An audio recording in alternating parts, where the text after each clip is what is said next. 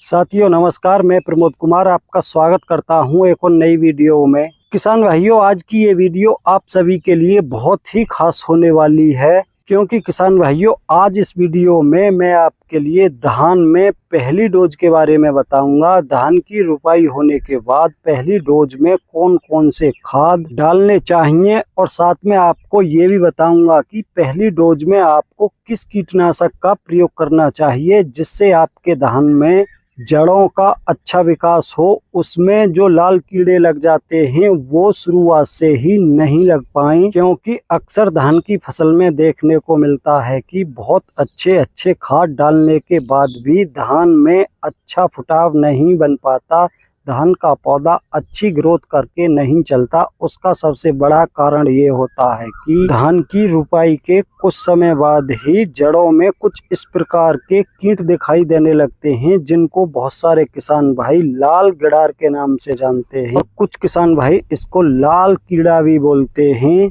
लेकिन किसान भाइयों, जिस धान की फसल में ये कीट लग जाता है उसमें आप कितनी भी अधिक डोज में कुछ भी डाल लो, तब तक ये लाल कीड़ा धान की जड़ों से चिपका रहेगा, तब तक धान की फसल ग्रोथ नहीं करेगी, चाहे आप उसके लिए कितने भी महंगे खादों का प्रयोग कर लो। और कुछ किसान भाइयों के खेत ऐसे होते हैं कि उनमें प्रत्येक साल कुछ इस प्रकार की धान की जड़ दिखाई देती है। किसान भाइयों, ये नीमोटोड कीट के कारण ऐसी जड़ दिखाई देती हैं। नीमोटोड कीट बहुत ही छोटा होता है, जिसको आप अपनी आंखों से देख भी नहीं सकते। किसान भाइयों, वो धान की जड़ों में सुराख करके अंदर घुस जाता है, जिस कारण से धान की जड़ कुछ इस प्रकार की दिखाई देती हैं, जैसा कि आप देख पा रहे हो। तो किसान भाइयों, अगर इन दोनों में से कोई भी एक कीट धान की जड़ों को नुकसान पहुंचाता है तो आप ये मान के चलो कि आपने जो कुछ भी खेत में डाला है वो सारा का सारा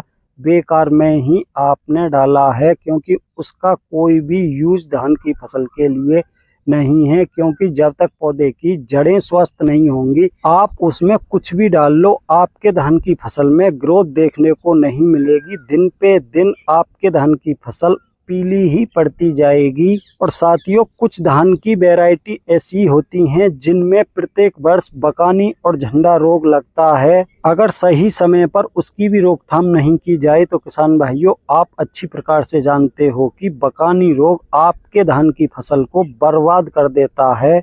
और बकानी रोग खास करके 4-5 वैरायटियों में ही लगता है, जिनमें से सबसे मुख्य वैरायटी हैं 1509, 1692, PB 1121। किसान भाइयों, ये खास करके ऐसी वैरायटी हैं कि इनमें बकानी रोग बहुत ही अधिक देखने को मिलता है। तो किसान भाइयों, अगर इन सभी समस्याओं का समाधान पहली खाद डालते समय ही कर लिया जाए तो आपके धान की फसल में बहुत ही जबरदस्त ग्रोथ होगी। तो किसान भाइयों, इन सभी समस्याओं से बचने के लिए आपको पहले खाद में ऐसा क्या मिलाकर डालना चाहिए कि आपके धान की फसल में कोई भी समस्या देखने को नहीं मिले, तो अब मैं आपको वही सब दिखाऊंगा। किसान भाइयों, थोड़ी वीडियो लंबी हो सकती है, लेकिन आप धैर्य बनाए रखें, वीडियो को पूरा देखें। अगर आपने ये पूरी वीडियो देख ली तो आपको दूसरी किसी भी वीडियो को देखने की आवश्यकता नहीं पड़ेगी। तो किसान भाइयों, अब मैं आपके लिए वही सब दिखाऊंगा। हम अपनी धान की फसल को इन समस्याओं से बचाने के लिए और धान में अच्छी ग्रोथ कराने के लिए, अच्छे कल्ले बनाने के लिए किन खाद और दवाओं का इस्तेमाल करते हैं।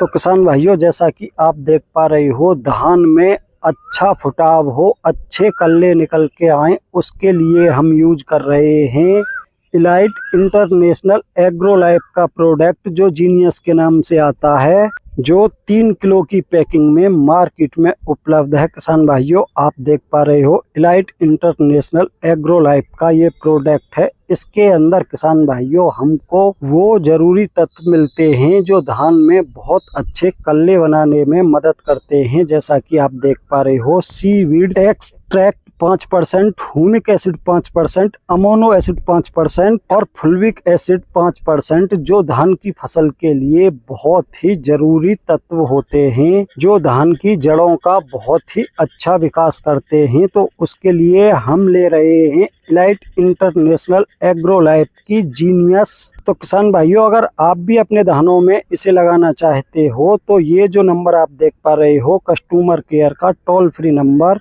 इस नंबर पर कॉल करके आप इसको अपने यहाँ मंगा सकते हो। किसान भाइयों, हमने भी इसी नंबर पर कॉल करके अपने यहाँ पर इसको मंगाया है। इसका 3 किलो का पैक आता है जो 1 एकड़ के लिए पर्याप्त होता है। उसकी कीमत आपको 450 से 500 रुपये के आसपास की पड़ेगी। और किसान भाइयों, ये जरूरी नहीं है कि आप इसी को लगाओ, आप इसकी जगह अपनी मर्जी से कोई भी ऐसा प्रोडक्ट ले सकते हो जिसके अंदर ह्यूमिक एसिड, सीवीड्स, अमोनो एसिड वगैरह हो। तो किसान भाइयों, अब नंबर आता है जिंक का। आपने अगर अपने धान की फसल में डीएपी, एनपीके या एसएसपी का प्रयोग किया है तो आपको जो जिंक लगानी है वो जिंक सल्फेट नहीं लगानी। या तो आप अच्छी कंपनी की चिलेटेड जिंक का प्रयोग करें या फिर जिंक ऑक्साइड का प्रयोग करें। जैसा कि आप देख पा रहे हो, हमने यारावीटा की प्रोकोट जिंक इसीलिए लगाई है क्योंकि इसके अंदर जिंक ऑक्साइड होती है। अगर आप जिंक सल्फेट का प्रयोग उन धानों में करते हो जिनमें आपने बेसल डोज में एनपीके, पोटास या एसएसपी का प्रयोग किया है तो किसान भाइयों, वो आपकी बेसल डोज को भी नुकसान पहुंचाएगी और जिंक को भी नुकसान होगा, क्योंकि फास्फोरस के साथ जिंक सल्फेट का प्रयोग नहीं करते। और आपने जो बेसल डोज में डीएपी या एनपीके या सिंगल सुपर फास्फेट का प्रयोग किया है वो अभी तक आपके खेत में यूं ही पड़ी हुई है, उसका अभी धान की फसल में कोई भी यूज नहीं हुआ है। और इसी के साथ लेना है आपको एक कीटनाशक जिसके अंदर कार्बोफ्यूरॉन हो। किसान भाइयों, उसके लिए हमने नागा अर्जुन की फेरी ली है। और इसकी मात्रा की बात की जाए तो किसान भाइयों, इसकी मात्रा 1 एकड़ में 5 किलो की होती है, जो आपके धान की फसल में जड़ में लगने वाले लाल कीड़े और नीमाटोड की रोकथाम के लिए पूरी प्रकार से कारगर होती है। अगर इसके प्राइस की बात की जाए तो किसान भाइयों, ये 5 किलो की थैली हमको पूरी 500 रुपये की पड़ी है।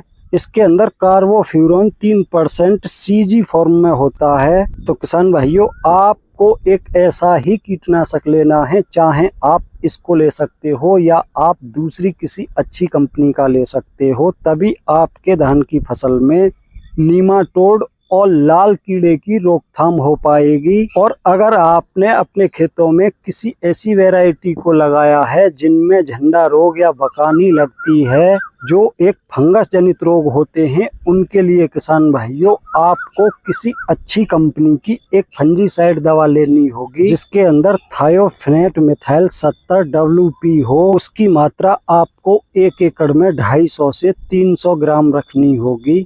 और इन सभी को एक बैग यूरिया में मिलाकर अपने धानों की फसल में बिखराव करना होगा। उसके बाद किसान भाइयों, आप देखोगे कि आपके धान में बहुत ही जबरदस्त ग्रोथ शुरू हो जाएगी। बहुत ही शानदार आपके धानों का कलर देखने को मिलेगा, साथ में बहुत ही जबरदस्त आपके धान में कल्ले बनने शुरू हो जाएंगे। तो किसान भाइयों, आज की वीडियो में इतना ही था। वीडियो पसंद आई हो तो वीडियो को लाइक करें, दूसरे किसान भाइयों के साथ ज़्यादा से ज़्यादा वीडियो को शेयर करें। और जिन भाइयों ने अभी तक हमारा चैनल सब्सक्राइब नहीं किया है वो किसान भाई हमारे चैनल को सब्सक्राइब अवश्य करें, साथ में घंटी के बटन को ऑल पर सेलेक्ट कर दें ताकि तब भी मैं कोई नई वीडियो डालूं तो उसका नोटिफिकेशन आप तक तुरंत पहुंच सके।